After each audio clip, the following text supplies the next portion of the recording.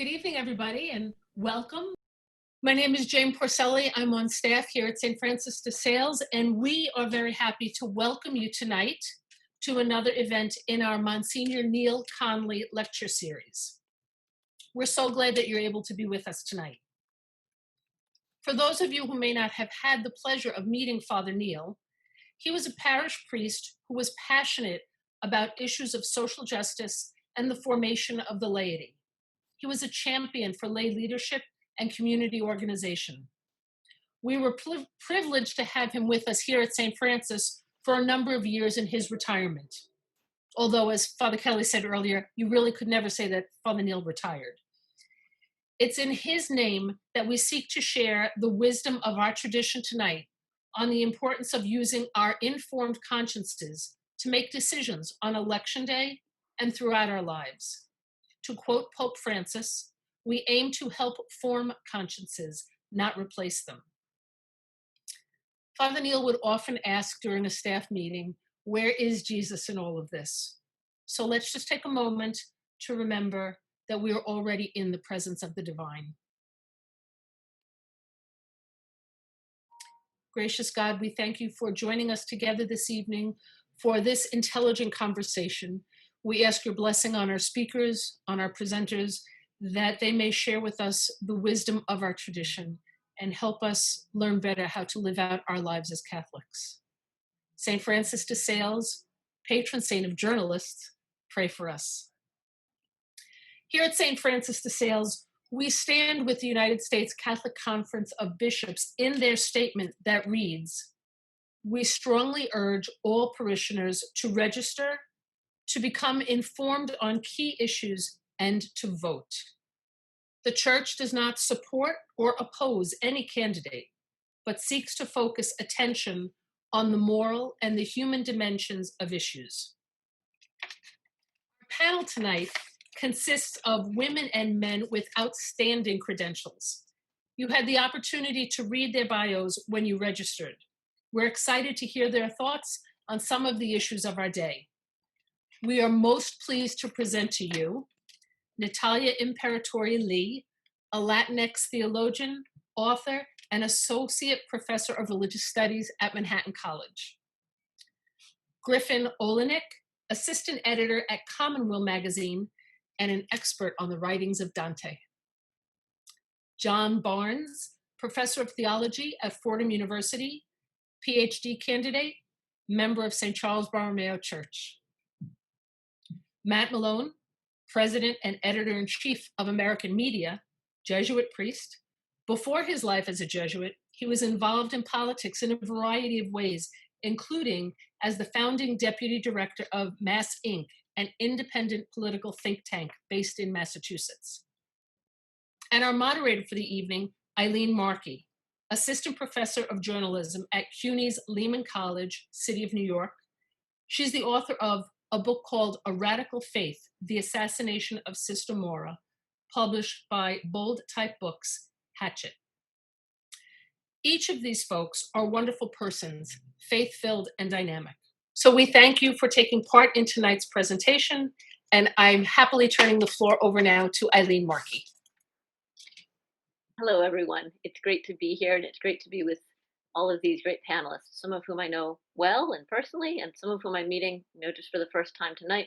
But I'm really excited that we have such a wide bench in our church, people who are able to think and talk about these important and really significant and pressing issues. So I'm glad that we can all be together tonight, such as it is, in this different way of being together.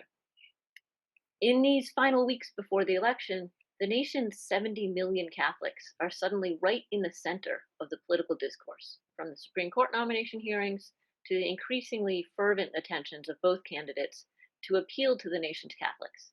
And of course, for only the second time in history, one major party candidate is a Catholic, right? The first time we've had that since Kennedy. Far from a monolith, this Catholic vote, what we've seen in the past several elections is that Catholics vote more or less in line with their social class, race, and party.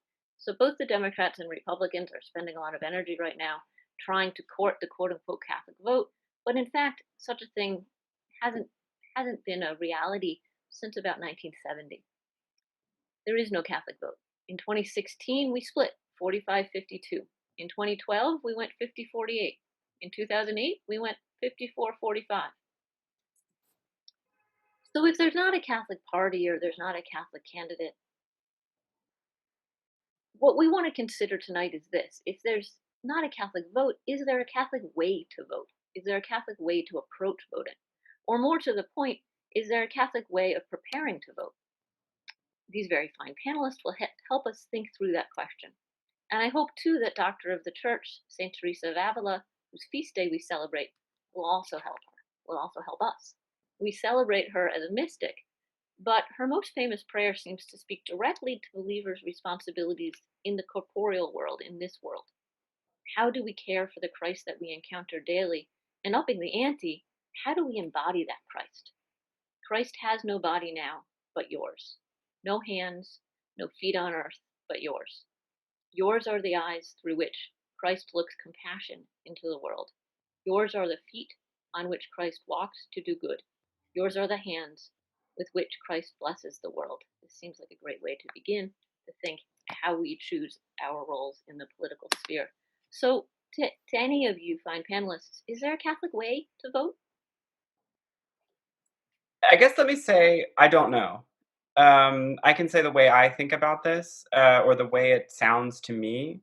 I think it's interesting that the USCCB very strongly states that it doesn't endorse any particular candidate. I just think that's interesting. We're used to thinking of the Catholic vote or the way Catholics vote as they're told to do a certain thing. It's like being a member of a union or being a member of some kind of interest group where they say, well, this is the candidate we're endorsing, go and vote for that person. And I think it's interesting that that the bishops say, go and do the opposite. Go and vote in freedom. Inform yourself. So there's a dimension of freedom that I think you can even see in the bishop's statement that to me is interesting and that might actually be distinctive in the way that Catholics approach voting as they approach everything, which is to say, which is what Jesus invites people to do, to go and make decisions in freedom. I mean, because voting is about making a decision. I guess let me also say this: is there a Catholic way to vote? Even the word vote conjures up notions of the will, right? They have the same Latinate root. So when I vote for somebody, I will something into existence, and so that will also needs to be free. So that's what I guess I would say. Is there a Catholic way to vote? I don't know, but it might have something to do with freedom, if there is. And Natalia, would you like to talk about that? Is there a Catholic way to prepare to vote? Are there ideas that we're encouraged to think about when we're making our decisions? I think that there are definitely things to weigh and consider as Roman Catholics when we're going to cast a vote. One of them is that we are an incarnational church, which means that we believe that at one point in time God had a body, and in having that body and walking on the earth, that human persons and society and creation were made holy by God's very presence. And so, as incarnational a church that we are, we're invited to consider when we vote what the common good is, what that looks like, what is the best way to arrange society. We're not a church that flees from the world, but a church that is incarnate in the world. And so we have a responsibility when we vote or when we do any moral action to do it in a way that is going to make the world better. Father Matt, would you like to add to that? Is there a Catholic way to vote? What are the ideas that we begin with as we're making these decisions?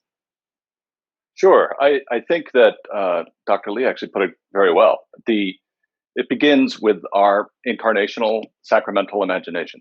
Big words. What does that mean? We all go to Mass, and what we see in the Eucharist, as we see in all the sacraments, is God breaking through time and space in order to offer His grace to us, right?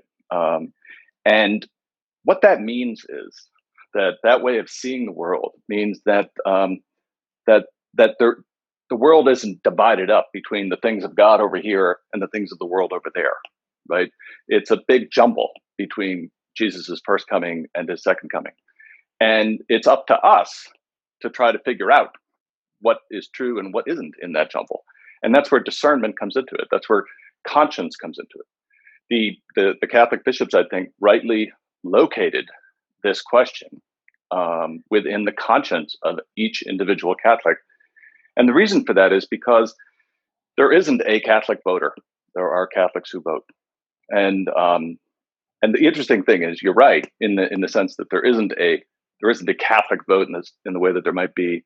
You could expect another demographic group to vote en masse. There isn't a Catholic vote in that sense, but yet the votes of Catholics are very important, because in most of the presidential elections of the last 70 years, you didn't get to the White House unless you carried a majority of Catholics. And that's just the case. By the way, I should add, as a son of Massachusetts, John Kerry was also a Catholic. So sorry. But he was a lot further from the White House than Joe Biden is at this time. Yes, I'm very sorry. I should know that. I'm the daughter of Massachusetts. He represented me for a long time. I'm sorry to leave out Senator Kerry. But everyone has been using this term conscience, right? So we're invited to use our conscience, our free will, when we make decisions. And so what does the church teach about how we develop that conscience? Maybe we want to start with you, John. What are some guidelines that the church has provided, not in terms of the voter guides that we see every few years, but I'm thinking more deeply historically and theologically. What does it mean to develop a conscience? What does it mean to have an adult conscience? Absolutely, Eileen. Our conscience is formed from several sources. The church teaches that the Word of God, right, lights our path, especially toward our conscience. The teaching of the church, the magisterium, helps us to do that. But it's also the stories and the witnesses of others, right, that help to kind of form what it means to think with a rightly moral compass. We have to engage the other, right, to experience the other in order to make informed decisions.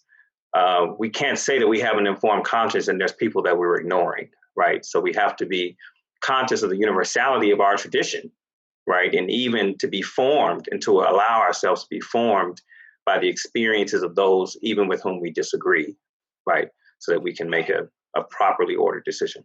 And where does this idea come from, that we have this adult responsibility to build up a conscience? I mean, I think of it as almost like an exercise regime, right? Like you're supposed to be getting in your steps, or you're supposed to be getting in your crunches. When did we begin thinking that way? When did we begin talking that way? I think it's something that the church has always taught, right? Just as a part of our life as disciples, as a sanctification, that our conscience is always being formed, right? It's never that we kind of get out of the school of conscience formation, that it's a lifelong trajectory, and that the closer we get to our end, the closer we get to our tellus, that we can have rightly ordered consciences, so to speak. But right now, we just get as close as we can, and it's an everyday experience, right? Just like the process of becoming holy, which is a part of that, right? It's something that we're doing constantly every day. And Griffin, this teaching of developing an adult conscience, right? It calls us to be adults. It calls us to make our own decisions and to make them informed and with agency. I think a lot of people, a lot of secular people, think that religious people just follow rules, right? That people just that we get some dictate and then we have to do it, and that's actually quite different from what our Catholic faith and what our Catholic education, particular or general, teaches us. So, we're called very much to be adults, to develop this muscle, to make our own choices and make them in a sense of responsibility, to not outsource our decision making. Well, A, therefore B, right? And yet, so many Catholics are single issue voters. So many Catholics feel obligated to be single issue voters. I think many Catholics feel obligated to be single issue voters against a lot of other values they also hold, right? Like feel a tension and a grief, but say, but this is what I got to do because this is what I'm told. So after all of these years, after all of these U.S. Conference of Catholic Bishops pronouncements, after all of these papal lectures, after all of these voter guide admonitions, after all of our Theology 101 classes in Catholic schools, to what do you attribute this vast disconnect? We keep being told to think broadly, to evaluate widely, and yet we have a significant number of our brothers and sisters who say, I'm Catholic, therefore. Why the disconnect? I would say one of the primary motivating factors to me seems to be fear. That is, I mean, fear is a complex thing.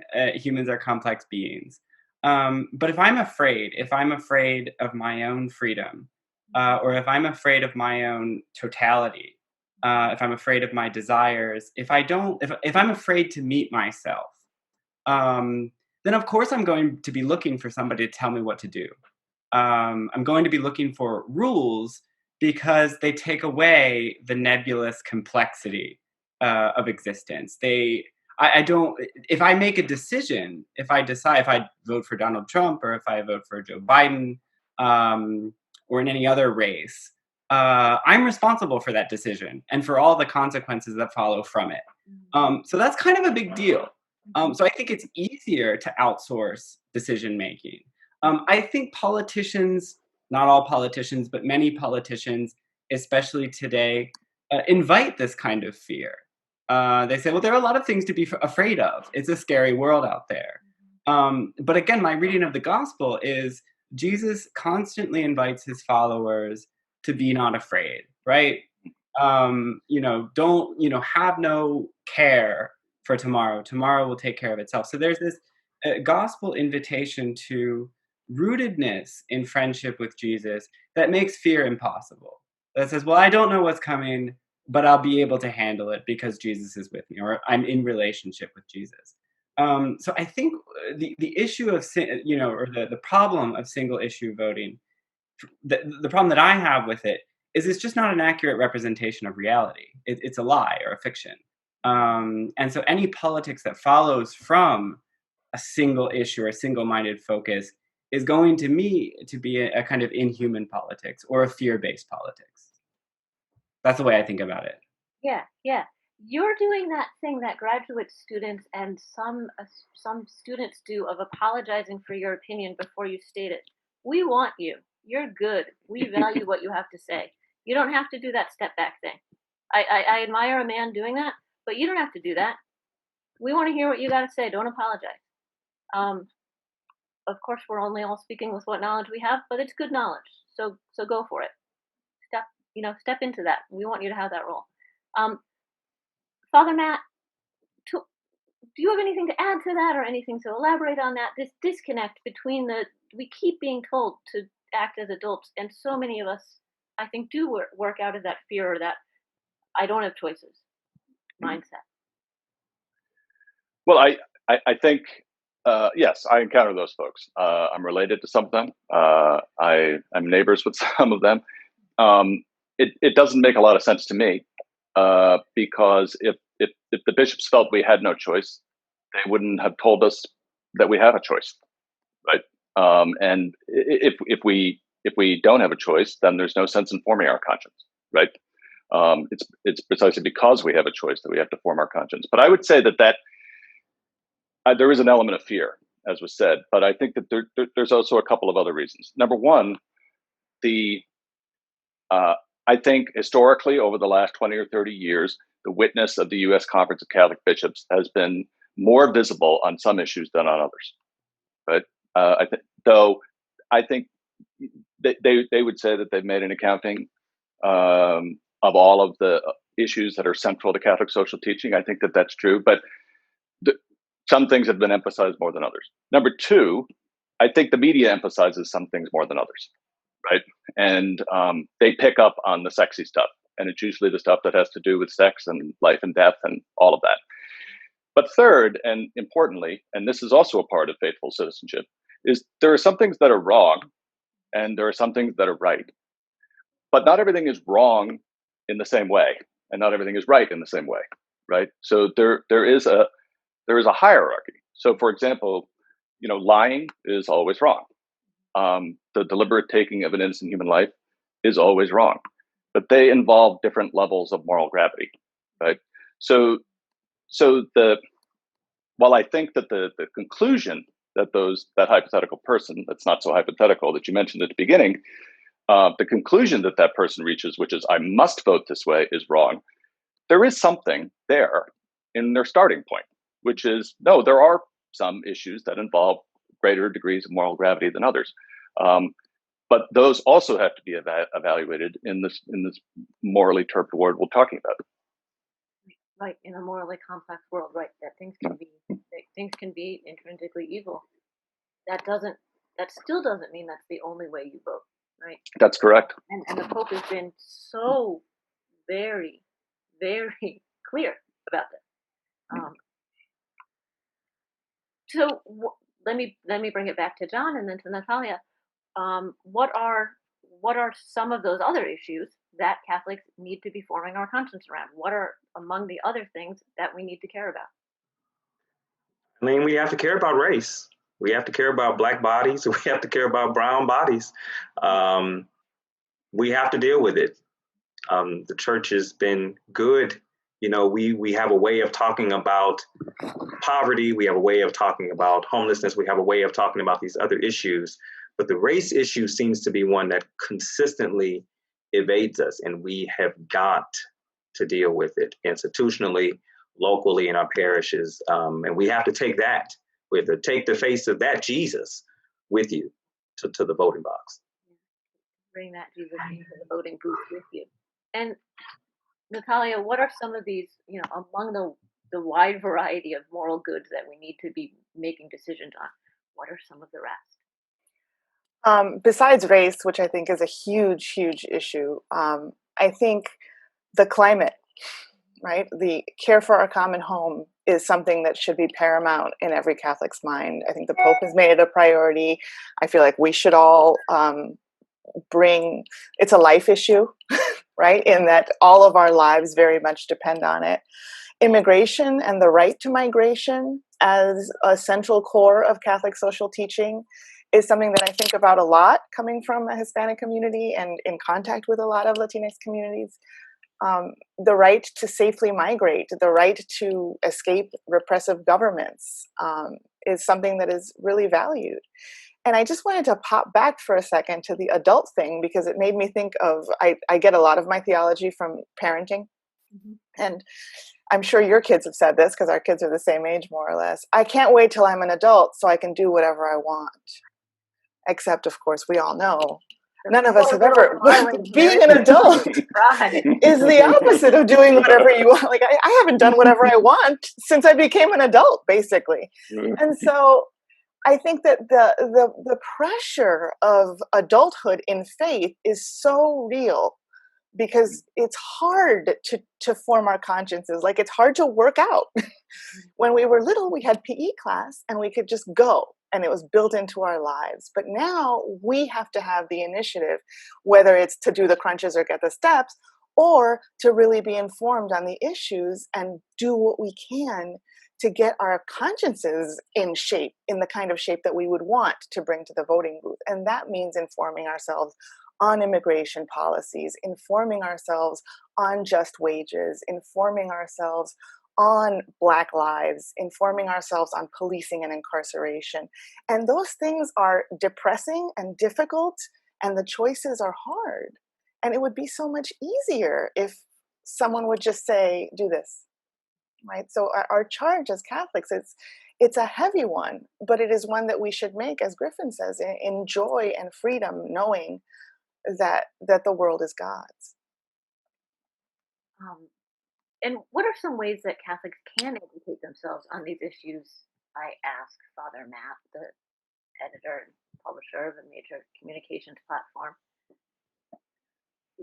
How do we educate ourselves on various issues in the public world, in the police, And how do we educate ourselves on what the church teaches or what the church argues and thinks about things?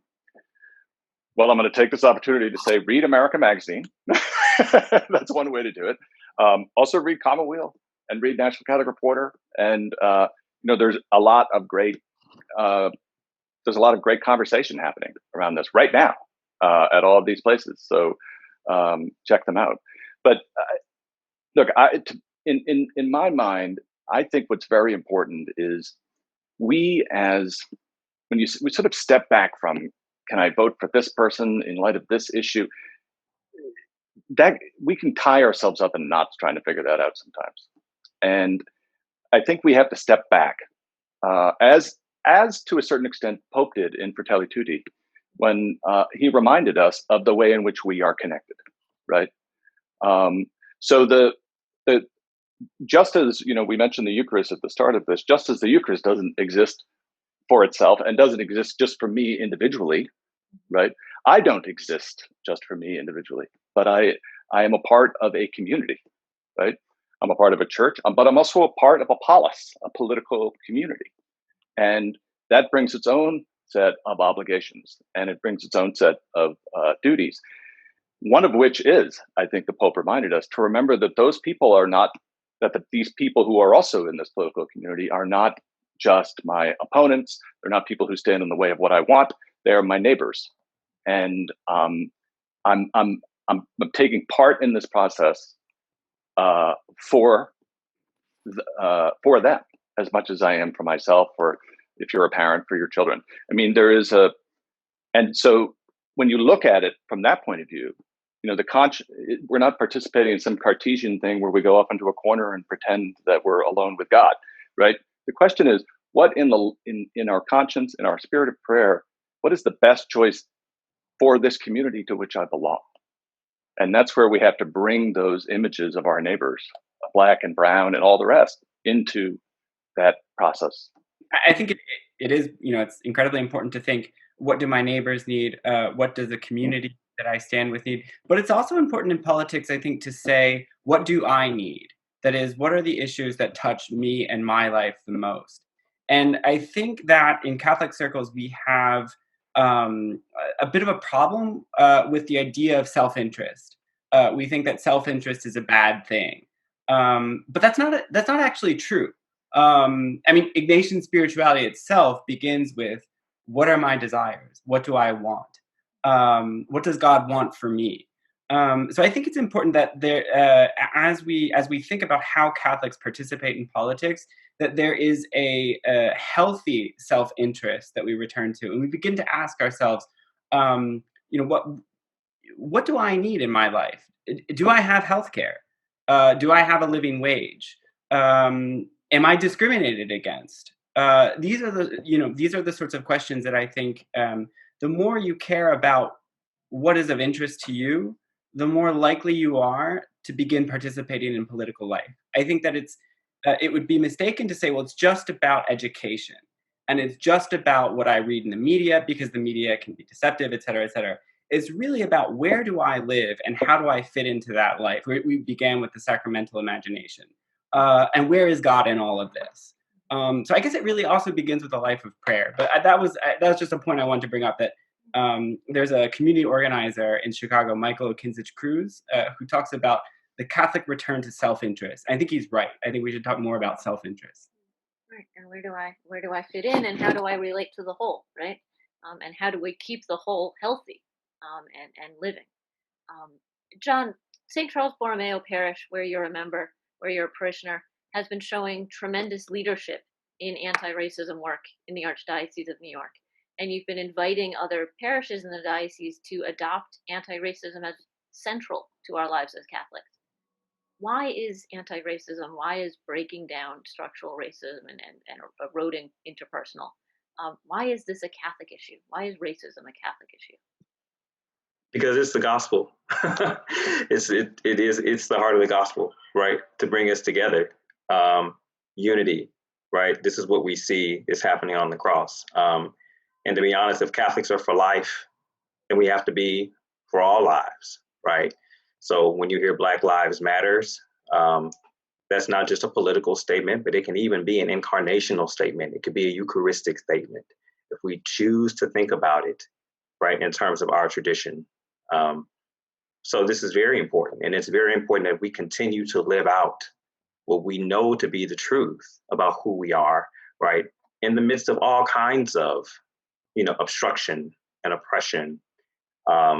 We have to live it out that way and continue to get others engaged. And if we continue to live out this way, right, it'll grow, right? Dr. King reminds us that we're all bound, we're all linked, one single human family, right? One mutuality, destiny. We're all bound together, right? And at St. Charles, we're trying to live that way. And the way we do liturgy, the work of our social justice committee, all the things we do around voter registration, census, is to live that out in a particular way. I think in Archdiocese of New York, there's this cultural memory of it being, it's an inaccurate cultural memory, right? It's an elided and inaccurate cultural memory, but there's a cultural memory of an Irish and Italian diocese, very completely dominated by Irish for a couple hundred years, right? By Irish bishops, and church builders and parishioners and CYO coaches and principals. But there have always been African American Catholics in the New York Archdiocese and obviously all over the country, and predating by a long time the arrival of these European Catholics, right? The African Americans in Louisiana and in Mississippi were there before my people got off the boat. And then of course we're here as well, right? But I think that there's this tremendous disconnect and really it's a false memory, right? It's an inaccurate memory. One stat I like to share with people is that there are as many African American Catholics as there are African American AME, right? One of the great, exactly right, great historic Black churches. Exactly right. Methodist Episcopal. There's as many Black Catholics as there are the entire AME. How can Catholic parishes that maybe aren't predominantly African American or very mixed, how can they adopt these issues? How can they actually get involved? What are the sort of Kairos invitations to show up? In my experience, Eileen, Black Catholic parishes are always very open, and they're not just Black Catholic parishes, they're always multicultural, right? We have people from all over the world, right? From France, from Europe, from all parts of, overseas, Europe. We have white people, we have Black people, we have Hispanic people. So I think what it is just an invitation to come and see, right? It's an invitation to come and see. And we were talking earlier about informing the conscience, and that's the way you do. That's part of how you inform your conscience, is to be with people, is to be with others that you would normally be with. There's a lot of work that Black Catholic theologians and authors are doing, right, on race and Black Catholicism. Like, engage in some of those things, right? Open yourself up to some of those things. When you hear the call of something happening in Harlem or something, travel and see what's happening, see what people are doing. That's how you start. A lot of times what it really takes is just presence, Eileen. It really just takes presence. And that's just an easy way to try to get engaged and to help, as we say, form your conscience in a way that's balanced and developed, right? As we've been saying. And incarnation, right? To be there, to be with, to be next to. In Germany just this week, the Diocese of Munich advanced a sainthood cause for one of the members of the White Rose movement. The White Rose movement was a pacifist, anti-fascist movement during the rise of Nazism, during the rise of Hitler, and during the war. And this member, many were executed, and this one member of the movement was executed. He's understood as a martyr for his faith, right? An anti-fascist, pacifist, martyr of the faith, who was advanced towards a certain level in the sainthood steps this week. Matt, what should Catholics take from that cause? What should Catholics understand from this idea that the White Rose movement has a sainthood cause now, right? That there is an anti-fascist martyr being advanced now. Right. Well, I think the first lesson that we should all draw from it is that the object of Christian discipleship is not to be right about this policy or that specific political choice. It's to be holy. It's to grow in holiness, right? That is our vocation. That's the vocation of all of us. And so that's the very first lesson. because all of the choices that he made in his life were made within that horizon of his personal growth toward holiness. That's what fundamentally informed his choices. There's also a lesson there, which is we have to pay attention when we hear that voice in our conscience, which we do not perceive to be our own, that is saying, this is wrong. That thing you are seeing is wrong, right? And it's not just that, a whole bunch of people told us that sort of thing is wrong. We tend to perceive this as a voice that's coming from outside of us, and even sometimes outside of our own community. That is the voice of our conscience speaking to us, prompting us to think about this. That then prompts this discernment. And there comes a time in people's lives, some in a more dramatic way than others, but there comes a time in all of our lives where we have to say this far and no further, right? To take this next step with you, with this community, on my own, violates that voice that I'm hearing in my conscience. And it's hard to make a blanket. It's hard to make to draw a blanket lesson for every person, because that discernment is different for each of us. Yeah. But I think the experience of it is almost universal in some sense. Right. There's some things we know are wrong, and they prick the conscience, right? Even a conscience that hasn't been deeply educated, that we don't have a tremendous practice. Some things you just know are wrong. You can tell that they're wrong. A child who hasn't had the benefit of much education even knows they're wrong. And we can stand up, like we can have a role in opposing those. Natalia, I want to ask about the Catholics and the institutional church.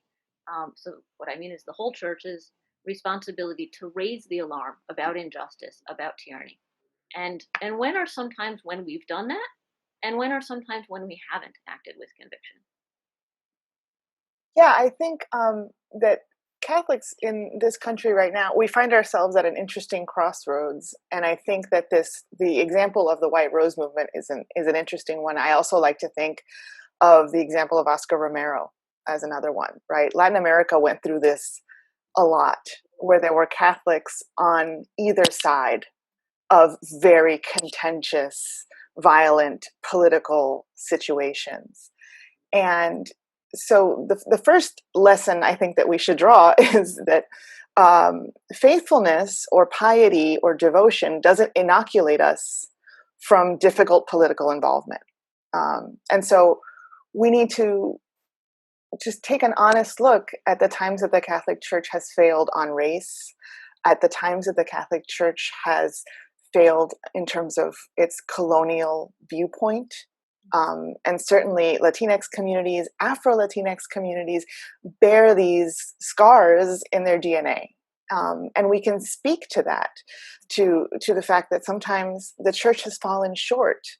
And so when I think about this in terms of voting, I think that it's well and good and really important that we have these conversations every 4 years, but that we also should remember that voting is not the sum total of our moral action in the world, right? Voting is a very important right that we have in this country and a duty that we have as Americans and as Catholics.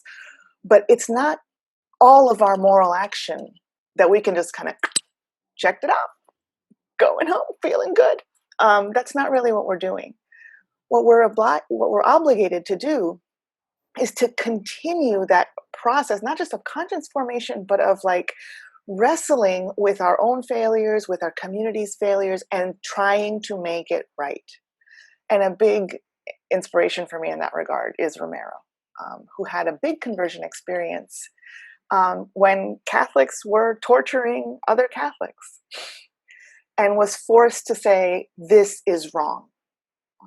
Even if the bishops say that it's right, or my colleagues say that it's right, this is wrong. And forced to lose friends, right? Mm-hmm. Archbishop Romero really offended and broke the hearts of some of the oligarchs whose children he had baptized, whose weddings he had officiated. A lot of angry donors. A lot of angry donors. A lot of angry donors to the Archdiocese of San Salvador. When St. Romero said, this is wrong, and even though I like you personally, maybe, even though I've baptized your children, no. Right? Griffin, the Benedict option, I think, is sometimes attractive to people, right? Even people who maybe don't follow that particular theological interpretation or that particular like end of politics. But that instinct, I know speaking for myself, that like give me a little cell and like prayer 8 times a day and I can be holy, man. I want to be holy if I could do that. If you could give me that, then I would like to go away to a hut in the woods. And I think it's very healthy to do that this several times a year. But if you can get babysitting. But why are we not supposed to do that? Why is that retreat, permanent retreat, not Catholic, not Christian?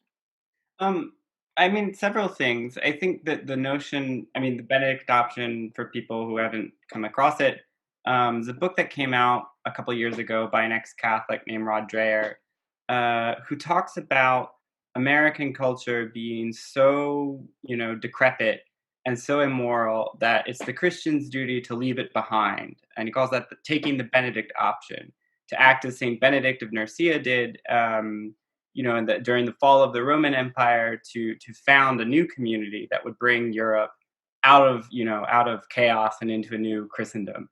The problem is that that's wrong. It doesn't make any sense from the perspective of church history. Certainly doesn't capture what Benedict was about.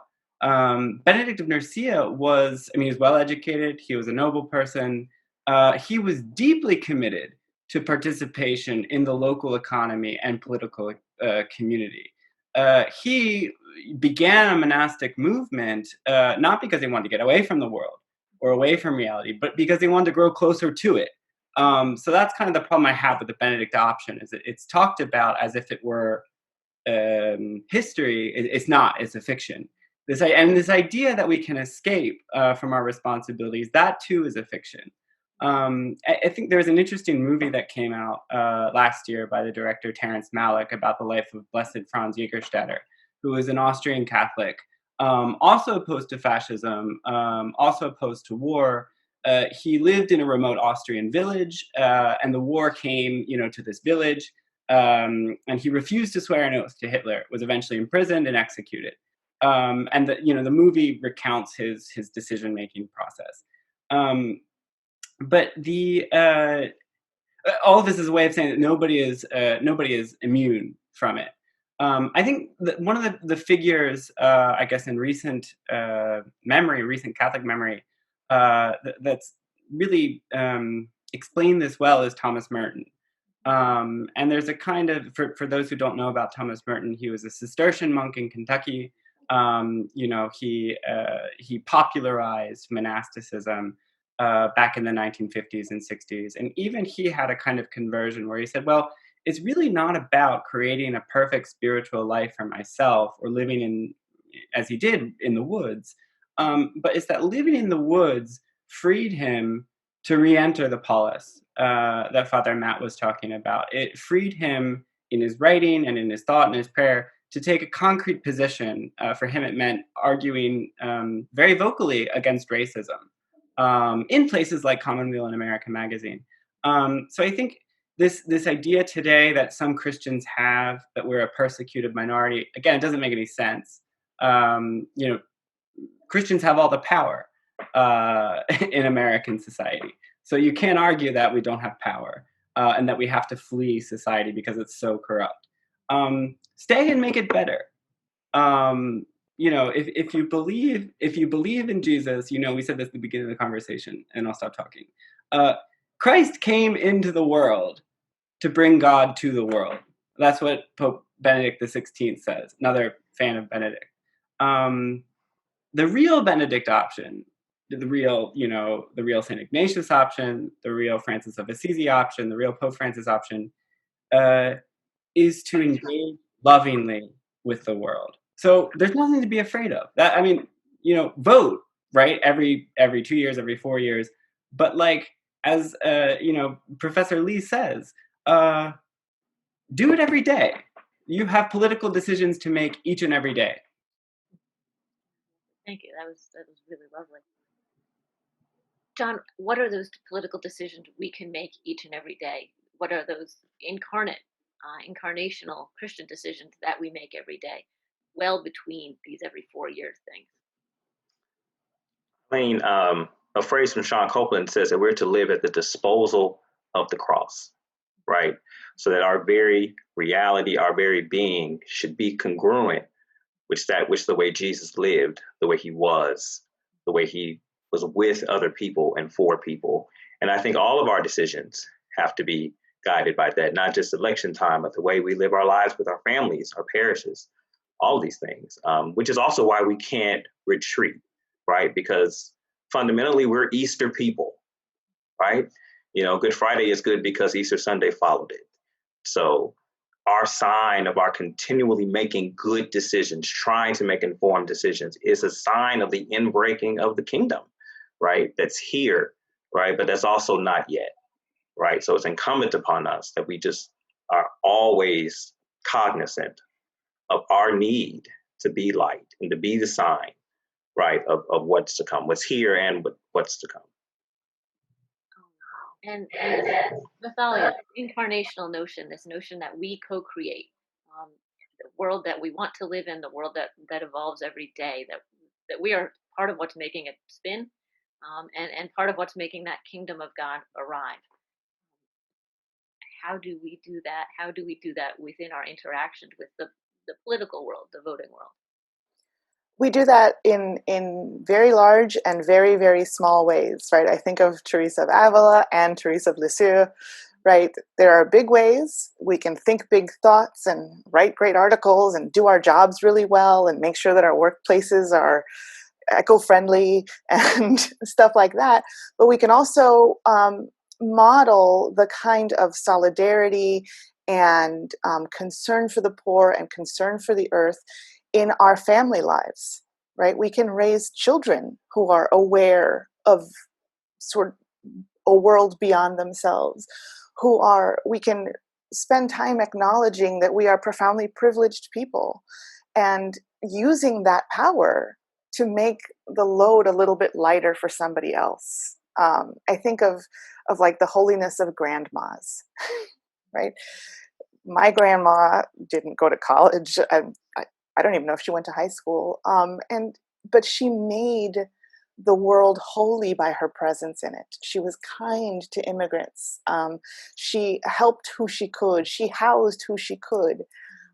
So we do, like, our political activity isn't just going to a protest or holding a picket, although those are really important. But it's also the way we create community around us, the people we raise, the students we teach, the people we come into contact with in the grocery store. All of those large, and very, very small ways are the ways in which we make the kingdom. As John so rightly said, we have the power to sort of shine a little bit of light of the kingdom into the world right now. I'm always sort of frustrated and confused by people who say, I don't want to be political. Religion isn't political. This isn't going to be a political conversation. Because I can't imagine a way in which faith is not political. The particulars of our faith are by design political, not party, not partisan, not candidate based, but obviously they're about a way we want the world to be ordered, right? If we have a God that took on flesh, it means that flesh matters, and so it means that how we treat it matters. And I've always been, like tremendously really frustrated by that. I'm not political. I'm like, of course you are. You're moving about the world and you believe in Christ. You are very political, and there are tremendous implications to that belief. Father Matt, one of the emotions, one of the feelings that I think defines our age right now is anger. Anger of many different sorts and on many sides. And I think it's honestly one of the things that frightens people, right? They're like the power of their own anger, the anger they see through their TV screens and through their phones from other people. What's the proper place for rage? What's the proper place for anger? And when is this a gift and when is this destructive? And I'm tremendously jealous of Jesuits. So I'm thinking about the training you get on discernment and the muscle building you guys do every year in deep ways. How do we listen to that anger and figure out if it's desolation or if it's good, if it's hurting us or if it's leading us closer to God? Yeah, that's a really great question. I don't know about rage because that I tend to think of that as an anger that is out of control. That's like fully metastasized. And I think what you're talking about is a discernment that is how do we prevent that from happening? Because anger in and of itself is not a bad thing.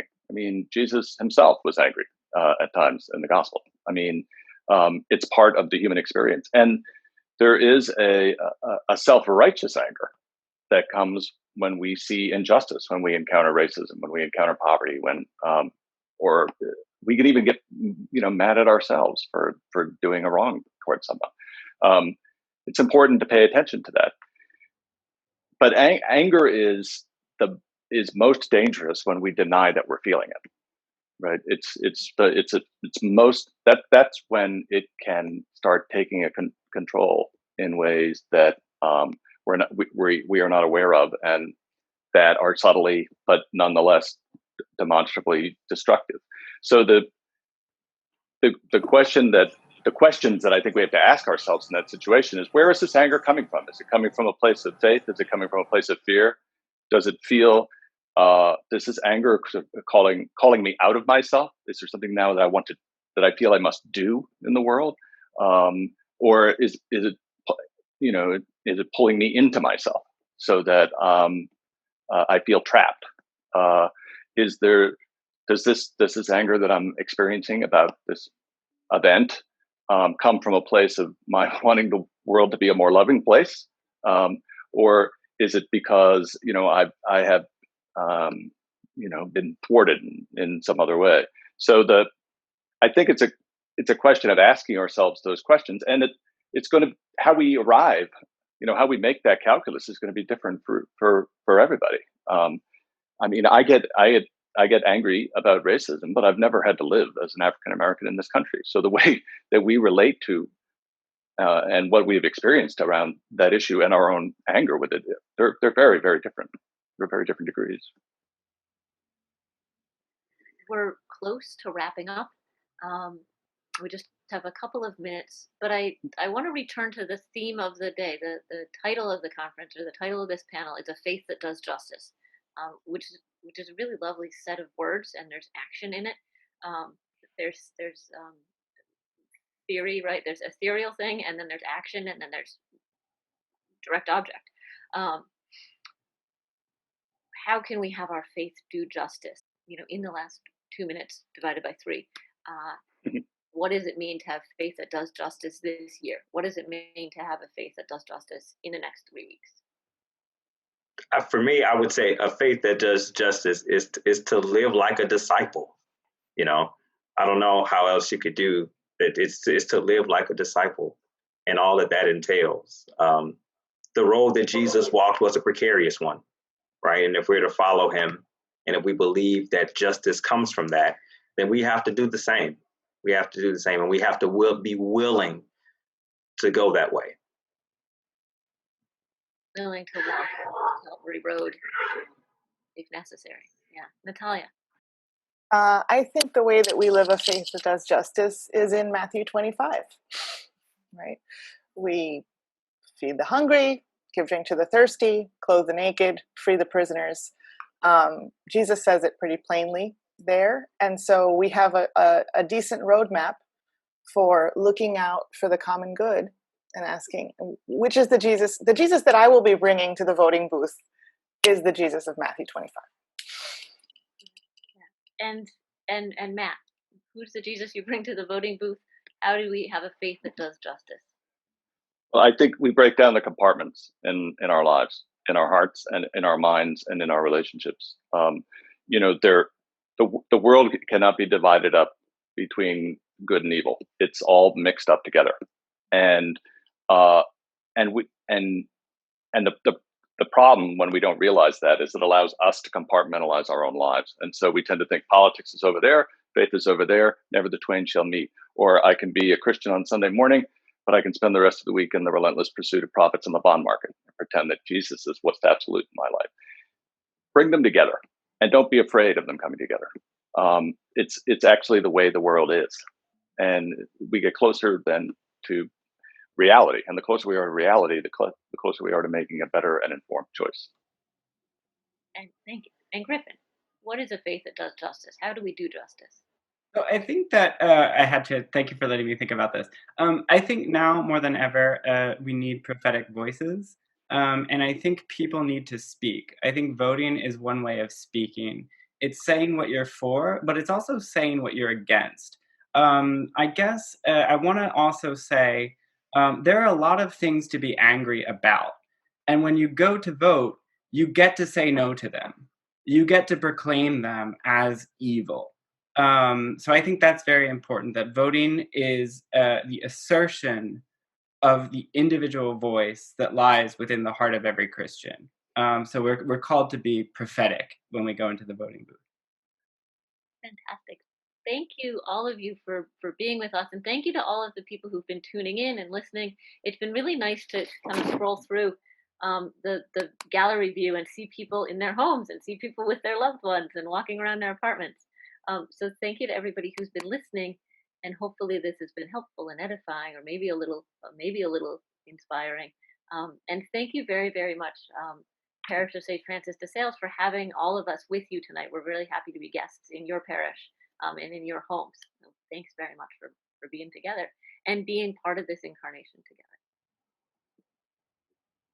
Phil? I get the easy part. I get to just add on to Eileen's thank you. In what has been a very ugly election season, this has been what we call a grace note. To listen to your wisdom and your discernment on issues and on the fundamentals of what it means to be a disciple has been a real gift for me this evening. And I know I speak for everybody who's been listening at home to thank you for being here this evening. Dr. Natalia Imperatori-Lee, Griffin Oleynick, Professor John Barnes, Father Matt Malone, and our incredible moderator, Eileen Markey. You navigated between all sorts of issues so deftly, so smoothly, and I can't believe what we covered. We were all schooled tonight in the best sense of the word. I just couldn't help thinking as I listened, there is so much substance here for homilies in the future. The takeaway line, I believe, John, you quoted Sean Copeland, that we are at the disposal of the cross. I just think that is powerful as we look at the one whom we follow, the one whom we seek to be disciples, who emptied himself so that we may be filled with God's life. And you know, that will lead us correctly. Griffin, you spoke about not having fear. As we know from Scripture, perfect love casts out fear. And in a time where there are voices who are inciting fear all over the place, to stay rooted in a very Catholic and holy tradition that is ours, and that is rich in its ability to give us the freedom to make good and holy choices. So once again, I thank you all, and I want to thank my colleagues and the pastoral associates here who work with me pastoring this parish, Jane Porcelli and Lydia Serrano, who have done such an incredible job, Dylan Wyka, who has stepped up and done the audio and the visual with Lydia. Thank you so much for making this possible. And just on a final note, I cannot help thinking as we approach the month of All Saints and All Souls that Neil Conley is looking down, smiling upon us. This is exactly the kind of thing that he would be delighted to have participated in, and I am sure is honored in his memory to have been remembered by having this forum in his name. So once again, thank you, and thank you for everyone who came out this evening and seek to make wise and good choices. Amen. Amen. Good night, everybody. Good night. you like what you see? We are St. Francis de Sales, a welcoming, inclusive, and multi-ethnic Catholic parish that serves a diverse community strengthened by our commitment to Jesus. If you want to see more content like this for modern Catholics, please feel free to support our efforts by giving online. We also invite you to follow us on social media and to contribute to our work of ushering in the kingdom of God here on East 96th Street and beyond.